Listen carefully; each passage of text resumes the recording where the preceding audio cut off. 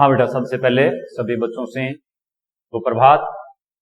और आज इस वीडियो में कक्षा 11 में आपका जो विषय हिंदी साहित्य है, इसमें आपकी एक पाठ्य पुस्तक अंतरा, उसमें जो तीसरा पाठ है टॉर्च बेचने वाला, जो एक व्यंग्यात्मक रचना है, इस पर आज की वीडियो में अपनी चर्चा रहेगी। इससे पहले की वीडियो में मैंने आपको इसके जो रचनाकार है कवि हरिशंकर परसाई, उनका व्यक्तित्व और उनका जो कृतित्व था, जीवन आदि के बारे में मैंने आपको जानकारी दी थी। आज अपने ये टॉर्च बेचने वाला जो कहानी है, इस कहानी का जो सार है उस पर अपने चर्चा करेंगे। सार बताने से पहले सभी बच्चों से मेरा आग्रह रहेगा कि वे अपनी पाठ्य पुस्तक में इस रचना को स्वयं अध्ययन करें। एक व्यंग्यात्मक रचना है, हरिशंकर परसाई ने समाज में प्रचलित जो आस्थाओं का बाजारीकरण और जो धार्मिक पाखंड है, उसके ऊपर उन्होंने कलम चला करके और व्यंग्य किया है। तो स्वयं अध्ययन करना है आपको। मैं आपको यहां इस वीडियो में इसका सार जो है उस पर बताऊंगा। देखिए बेटा, शुरू में जब हम टॉर्च बेचने वाला इस व्यंग्यात्मक रचना का अध्ययन करते हैं तो हमारे सामने सबसे पहले पाठ का जो परिचय वो आता है, जिसमें ये बताया गया है, या लेखक ने ये स्पष्ट किया है कि समाज में जो प्रचलित आस्थाएं हैं, उन आस्थाओं के बाजारीकरण और धार्मिक जो पाखंड है चल रहा है, उस पर लेखक ने व्यंग्य किया है। लेखक इस तरह से व्यंग्य करके, कटाक्ष करके और ऐसे लोगों से बचे रहने की सलाह पाठक को देता है। इन लोगों के पास कुछ नहीं होता है, यदि हमें कुछ हासिल करना है तो उसके लिए हमें कर्म करना पड़ेगा, और कर्म करने की प्रेरणा हमें शिक्षा से मिलती है। शिक्षा का मतलब तो ये नहीं है बेटा कि जो पाठ्य पुस्तकें पढ़ती हो वही शिक्षा का एक आधार है, नहीं। शिक्षा के अन्य बहुत से स्रोत हैं। एक दिन में पता नहीं हमारे सामने शिक्षा ग्रहण करने के कितने स्रोत आते हैं। परिवार के अंदर माता पिता भाई बहन, अपने से जो बड़े हैं, आसपास के लोग हैं, इसके अलावा सामाजिक क्षेत्र, राजनीतिक क्षेत्र, आर्थिक क्षेत्र, सांस्कृतिक क्षेत्र, इनसे जुड़े हुए जो लोग, आसपास की जो गतिविधियां हैं, आसपास का जो सामयिक घटनाक्रम है, इन सब से हम प्रेरित होते रहते हैं। इन सब से हमें प्रेरणा है, शिक्षा है, वो मिलती रहती है। इसलिए शिक्षा के जो स्रोत हैं वो बहुत है, असंख्य है। तो अगर हमें कुछ हासिल करना है, बनना है, तो समय समय हमें इस प्रकार से ये शिक्षा ग्रहण करके, अपना कर्म करके, पुरुषार्थी बन करके, परिश्रम करके, और हमें आगे बढ़ना है। इस रचना के अंदर लेखक की मुलाकात ऐसे व्यक्ति से होती है जो पहले शहर के किसी चौराहे पर टॉर्च बेचा करता। इस रचना में, इस व्यंग्यात्मक रचना के अंदर लेखक की जो मुलाकात है वो एक ऐसे व्यक्ति से होती है जो पहले किसी समय पहले शहर के किसी चौराहे के ऊपर टॉर्च बेचने का काम करता है या टॉर्च बेचा करता था। जब लेखक उसकी शक्ल देखता है तो लेखक को लगता है कि शायद उसने संन्यास ग्रहण कर लिया है। अब देखिए बेटा, संन्यास ग्रहण कर लिया, वैराग्य उसने धारण कर लिया है। अब यहां से बच्चों को यह बात समझनी चाहिए कि कुछ उसका जो बाहरी व्यक्तित्व है वो किसी वैरागी या सन्यासी की तरह है। उस बाहरी व्यक्तित्व के अंदर ऐसे प्रतिबिंब है, ऐसे लक्षण हैं, इसका मतलब हो सकता है उसने ऐसी वेशभूषा धारण कर रखी है, उसके हाव भाव, उसके अस्त व्यस्त बाल आदि जो भी हैं सिर के, उन सबको देख करके तो शायद लेखक को लगता है कि उसने क्या कर लिया है, संन्यास ग्रहण कर लिया। लेखक उससे बातचीत करता है, पूछता है, और पूछने पर बताया कि वह अब टॉर्च बेचने का काम नहीं करता है। जब उस व्यक्ति से लेखक ने पूछा, उसका परिचय लिया, उसके बारे में जानकारी ले, उसने लेखक को बता दिया कि वह अब टॉर्च बेचने का काम नहीं करता है। क्यों नहीं करता है? उसका आगे लेखक को वो जवाब दे रहा है, क्योंकि उसकी आत्मा में प्रकाश है, वो जल चुका है। उसकी आत्मा, वो कह रहा है टॉर्च बेचने का काम मैंने इसलिए बंद कर दिया है कि मुझे आत्मिक ज्ञान हो चुका है। यानी आत्मा का जो प्रकाश है वो उसके भीतर रोशन हो चुका है, जल चुका है वो। ये लेखक के पूछने पर है वो बताता है कि उसने टॉर्च बेचने का काम अब बंद कर दिया है, क्योंकि उसकी आत्मा में ज्ञान की दिव्य ज्योति है, वो जागृत हो चुकी है। ये कैसे हुई है? इसके लिए फिर वो आगे लेखक से कहता है कि घटना ने उसके जीवन को बदल दिया है, परिवर्तित कर दिया है। एक ऐसी घटना उसके जीवन में घटित हुई है और जिसके चलते उसके जीवन में बदलाव आ गया है, परिवर्तन आ गया है। वो बताता है कि 5 साल पहले, लेखक को आगे वो बता रहा है ये परिवर्तन आया, ये बदलाव आया है, वो किस तरह से आया है, तो वो लेखक को बता रहा है कि 5 साल पहले धन कमाने के लिए, रुपया पैसा कमाने के लिए 2 मित्र थे वो जो अलग अलग चल पड़े थे। दोनों मित्र है, तो लेखक से कह रहा है कि हम 2 मित्र थे, दोनों अलग अलग चल पड़े थे। एक डगर पर मैं चल पड़ा, दूसरी डगर पर, दूसरी अलग डगर पर है मेरा मित्र था, वो चल पड़ा। उस समय वह अपनी जरूरतों को, आवश्यकताओं को पूरा करने के लिए सूरज छाप टॉर्च बेचने लगा था। मैंने लेखक को बताया, आगे चल करके उसने अपनी आवश्यकताओं की पूर्ति के लिए सूरज छाप मार्का, एक तरह से ये सूरज छाप टॉर्च थी, उसको वो बेचने लगा था। और वो कैसे बेचा करता था, उसकी टॉर्च किस तरह से बिकती थी, उसके लिए भी वो बता रहा है। वो बताता है लेखक को कि मैं रात, जब वो क्या करता, वो बताता लोगों को कि वह लोगों को रात में अंधेरे का डर दिखा करके, वह लोगों को रात में अंधेरे का डर दिखा करके शहर के चौराहे पर टॉर्च बेचा करता था, भयभीत करके, लोगों को डरा करके। किस तरह का डर है, कैसा अंधेरा है, क्या होता है उसमें, आदमी को ठोकर लगती है, गिरता है, जो भी है, वो इस तरह से कहता है कि मैं लोगों को रात में अंधेरे का डर दिखा करके और शहर के चौराहे पर टॉर्च बेचा करता।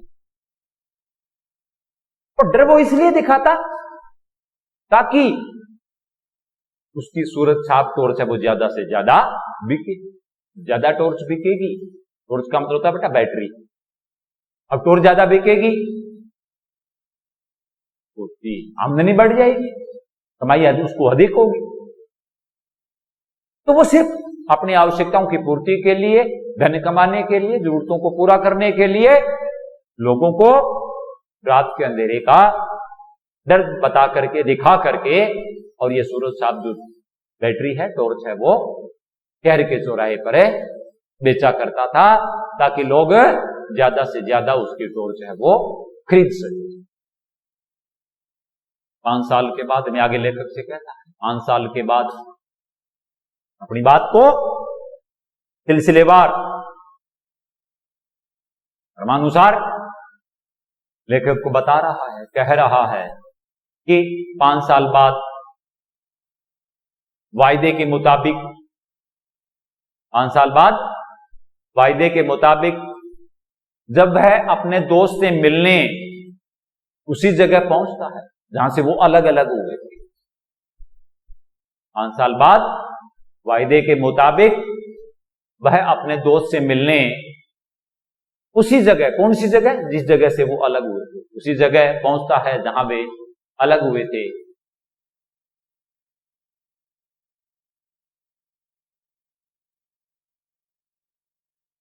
तो उसने एक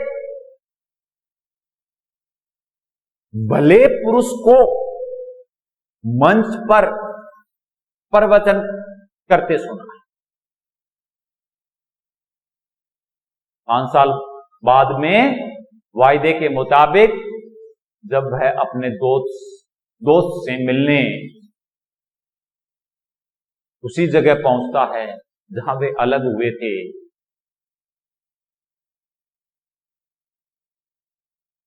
लेकिन वहां वो नहीं मिलता है, उसका दोस्त वहां नहीं मिलता। आगे संध्या के समय, शाम के समय वह शहर की सड़क पर चला जा रहा था। सामान्य आमतौर पर बड़ी सहजता के साथ वो शहर की सड़क पर चला जा रहा था, तो वहां उसने एक भद्र पुरुष को मंच पर प्रवचन करते सुना। मंच पर है, लेकिन देखता है सड़क पर चला जा रहा है और आगे वो देखता है एक मंच पर एक भद्र पुरुष है, कोई सज्जन व्यक्ति है जो मंच पर प्रवचन कर रहे। उसके सामने बहुत लंबा चौड़ा खुला मैदान था। उस मैदान के अंदर हजारों की संख्या में लोग अपना सिर झुका करके और उस भले व्यक्ति के जो प्रवचन थे उन प्रवचनों को वो सुन रहे थे। बड़ी श्रद्धा और आस्था व विश्वास से सिर झुका करके वे लोग उस व्यक्ति के प्रवचनों को सुन रहे थे। वह व्यक्ति, लेखक को बता रहा है कि वह व्यक्ति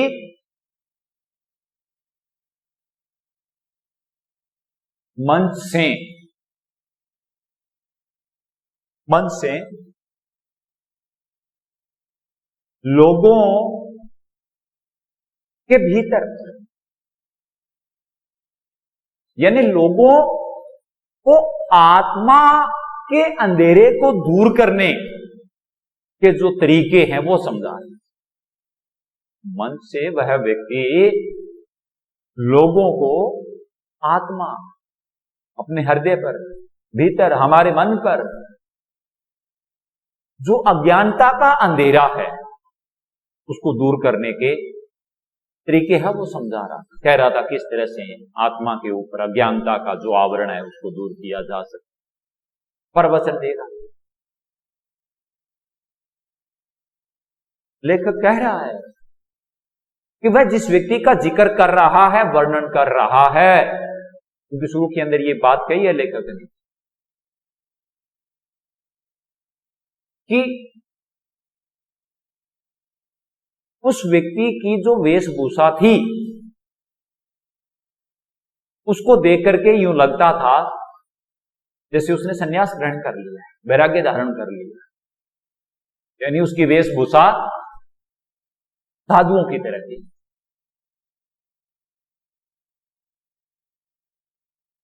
और इसी वेशभूषा के कारण,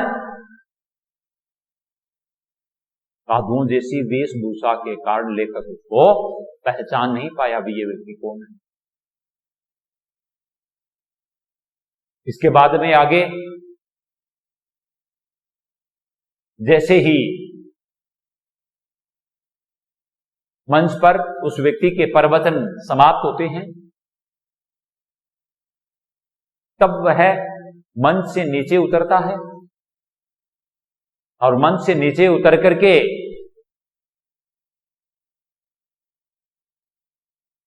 वो अपनी गाड़ी की तरफ अपने कदम बढ़ाता है,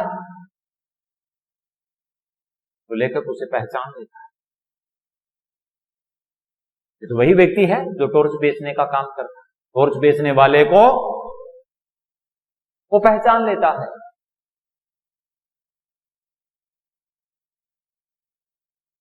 अब वे दोनों दोस्त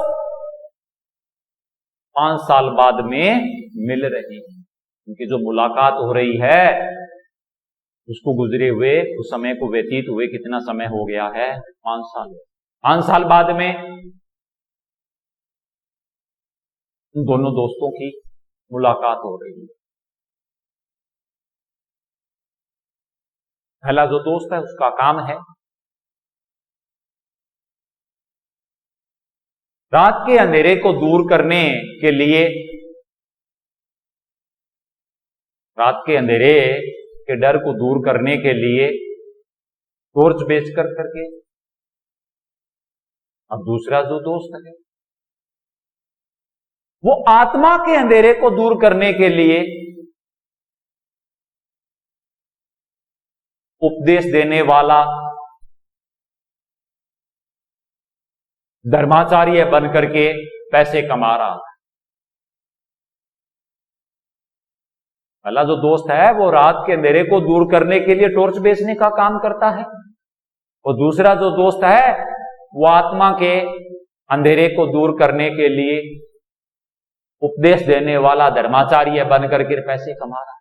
ये धन कमाना, पैसा कमाना का तरीका है।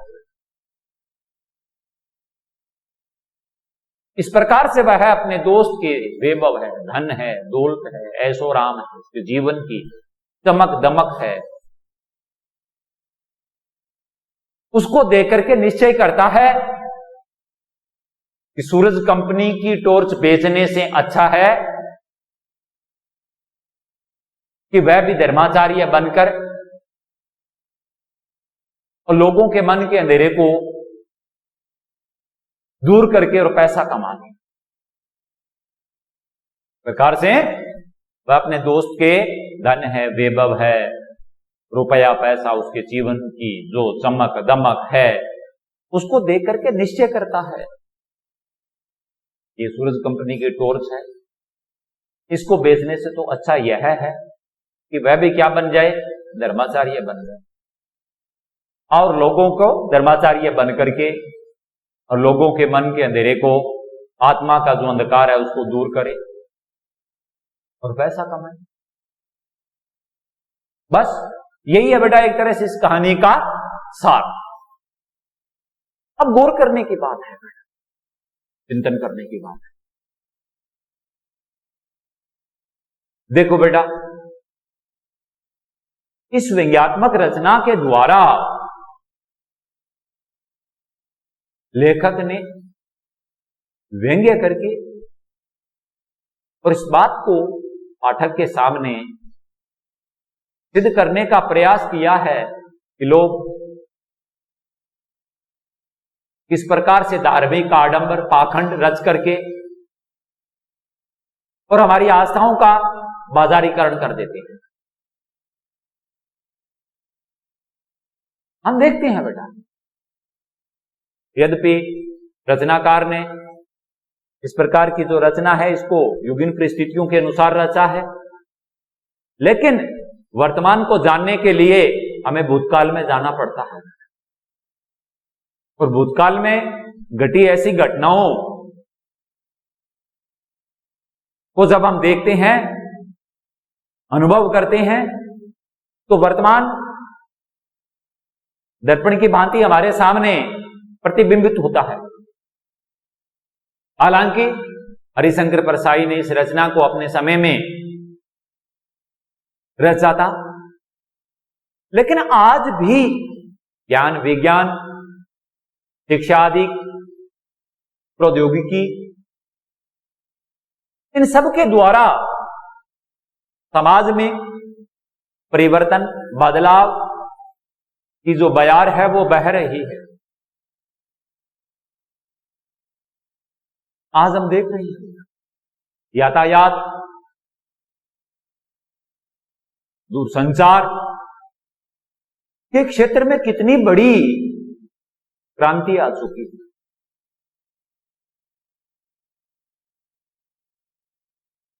विज्ञान की वजह से ही सत्य और असत्य बातों का भी पता लगने लग गया है। लेकिन इतना कुछ होने के उपरांत भी आज भी लोग ऐसे धर्माचार्यों के माया जाल में फंस जाते हैं। और ये लोग हमारे भोले भाले जो लोग होते हैं, अनपढ़ गंवार होते हैं, उनकी भावनाओं के साथ झूठा खेल खेलते हैं। मतलब उनकी भावनाओं के साथ ये खिलवाड़ करते हैं। देहो देवालय नमः, देहो देवालय नमः। देहे शरीर, देवालय देव का स्थान, देव की जगह। देहो देवालय नमः। देखिए बेटा, हमें कहीं बार भटकने की, घूमने की, कथा प्रवचन सुनने की जरूरत नहीं। ईश्वर जो है, परमात्मा जो है, वो हमारे भीतर है। कैसे है बेटा? आत्मा है। हम सब के भीतर क्या है? प्राणवायु कह दो, प्राण तत्व कह दो, वो आत्मा है। और वह आत्मा किसका अंश है? वो परमात्मा का अंश। जब स्वयं परमात्मा का अंश हमारे भीतर मौजूद है, विद्यमान है, तो हमें फिर इधर उधर भटकने की क्या आवश्यकता है?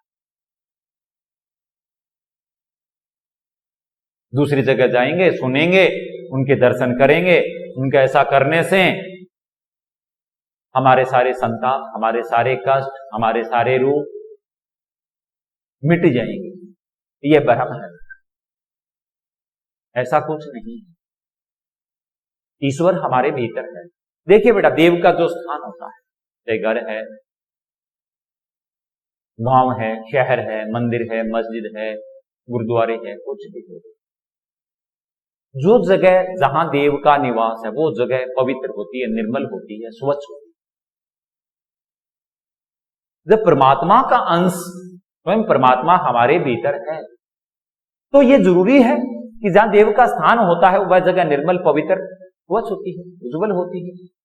तो हमें हमारे भीतर को, अंदर को विकार रहित करना है, इसको निर्मल करना है, स्वच्छ करना है, इसको उज्जवल बनाना है। अगर हमारा भीतर इन विकार रूपी गंदगी से निर्मल हो जाता है, तो ये परमात्मा रूपी, यानी परमात्मा का आत्मा रूपी जो फूल है, इसकी जो महक है वो स्वतः ही चारों ओर शरीर के रोम रोम में फैल जाएगी। तब हमें आत्मिक संतुष्टि होगी, आत्मिक संतोष मिलेगा। लेकिन हम ऐसा नहीं करते। हम दूसरों के पीछे भागते हैं, दूसरों की नकल करते हैं, भटकते हैं, हासिल कुछ नहीं होता है। ऐसा करना हमारा गलत है। उस चीज को अगर प्राप्त करना है, उसे पाना है, तो ये धर्म के जो ठेकेदार बने हुए हैं, जो उपदेश देकर के आत्मा में विद्यमान जो अज्ञानता है उसको दूर करने की जो कोशिश कर रही हैं, ये इनकी कोशिश, ये इनके प्रयास, ये इनके उपदेश निरर्थक है। इनके पास कुछ नहीं। मैं ये नहीं कह रहा हूं आपको कि आप नास्तिक बनिए, नास्तिक नहीं बनना है, आस्तिक बनना है। आस्था के लिए किसी भी चीज के प्रति आस्था प्रकट हो सकती है। जहां श्रद्धा है, जहां आस्था है, जहां विश्वास है, वो चीज हमारे लिए आदरणीय है, सम्माननीय है, पूजनीय है। जहां श्रद्धा, आस्था, विश्वास एक जगह उपस्थित हो जाते हैं, वहां पत्थर को भी पूजने लग जाते हैं। वो निर्जीव है, वो जड़ है। क्यों? क्योंकि उसके पीछे हमारे भीतर की आस्था, हमारा विश्वास, हमारी श्रद्धा उससे जुड़ी हुई। ऐसा कीजिए। लेखक ने युवा पीढ़ी को प्रेरित किया, प्रेरणा दी है इस व्यंग्यात्मक रचना के द्वारा। युवा पीढ़ी उसको समझना है, समझ करके और इसको जीवन में उतारना है। इन डोंगियों के पीछे भागना नहीं है, इनके हाथ में कुछ नहीं है। ये खुद धन कमाने के लिए आगे बढ़ते हैं। धन लोलुप प्रवृत्तियां इनके भीतर हैं। रोजाना नए नए तरीके अपनाते हैं। देखा होगा बड़ी बड़ी जगहों पर बड़ी साज सज्जा के साथ कथावाचक बैठ करके वो प्रवचन देते हैं। चारों ओर का वातावरण बड़ा इनका वातानुकूलित होता है। बड़ी वैभवशाली साज सज्जा वहां की जाती है। नए नए तरीकों से उसको सजाया जाता है। कहते हैं माहौल, वातावरण तैयार किया जाता है, उसमें आकर्षण पैदा किया जाता है। और ये सब, इन सब के पीछे उनका उद्देश्य होता है। वो ऐसे बैठ करके फ्री के अंदर प्रवचन नहीं देते। जो कोई भी उनसे इस प्रकार की कथा करवाता है, प्रवचन उनसे सुनते हैं, उसके लिए वो पैसे लेते हैं। ये जो धर्म है बेटा, ये हम लोगों के जीवन में घुला मिला हुआ है। लेकिन इसके द्वारा आदर कीजिए, इसका आदर कीजिए बेटा, अनादर नहीं। धर्म कभी भी तोड़ना नहीं सिखाता, धर्म हमेशा जोड़ना सिखाता है। राष्ट्र कवि मोहम्मद इकबाल की पंक्तियां, मजहब नहीं सिखाता आपस में बैर रखना। मजहब का मतलब क्या होता है? धर्म होता है। कोई भी धर्म है, किसी भी प्रकार का धर्म है, हिंदू है, सिख है, जैन है, बौद्ध है, ईसाई है, इस्लाम है, कोई भी धर्म है, सभी धर्मों में भाईचारा, प्रेम, प्यार, सहयोग, सहानुभूति, करुणा, दया, हमदर्दी, मतलब मानवीयता को जीवित रखने के लिए दुनिया के अंदर जो गुण, जो विशेषताएं होनी चाहिए, या उसकी जो मूलभूत बुनियाद है, उन्हीं बुनियादी बातों पर बल दिया गया है। दुनिया के अंदर एक भी धर्म ऐसा बता दीजिए जिसके अंदर कहीं इस प्रकार की कमी दिखाई दे। सभी मानवता और इंसानियत की बातें करते। तो बेटा, ऐसे जो लोग होते हैं, ऐसे लोगों का काम इस प्रकार से समाज में लोगों की भावनाओं के साथ खिलवाड़ करके उनको अपने भ्रम, अपने जाल में फंसा करके, अपना झूठा प्रचार प्रसार करके, झूठे उपदेश दे करके और भोली भाली जनता को गुमराह करते हैं। और ऐसे करने का इनका तात्पर्य सिर्फ यही है कि ज्यादा से ज्यादा ये पैसे कमा सके, धन कमा सके। यही इनका मूल काम होता है। पैसा कमाना, धन कमाना। तो लेखक ने यहां पाठक को ये कहा है हमें इनसे बचना है, हमें इनसे सावधान होना है। सही क्या है, गलत क्या है, इसका निर्णय हमें करना है, और विशेष करके युवा पीढ़ी के लिए तो यह बहुत ही जरूरी है। इसलिए बेटा यह था कि टॉर्च बेचने वाला जो पाठ है इसका सार, जिसका वर्णन मैंने आपके सामने किया है। अब आप अपनी पाठ्य पुस्तक से स्वयं इसका अध्ययन कीजिए और इसको समझने की कोशिश कीजिए। अगले वीडियो में हम इस पाठ से जुड़े हुए जो प्रश्न उत्तर हैं उन पर चर्चा करेंगे। तब तक के लिए धन्यवाद।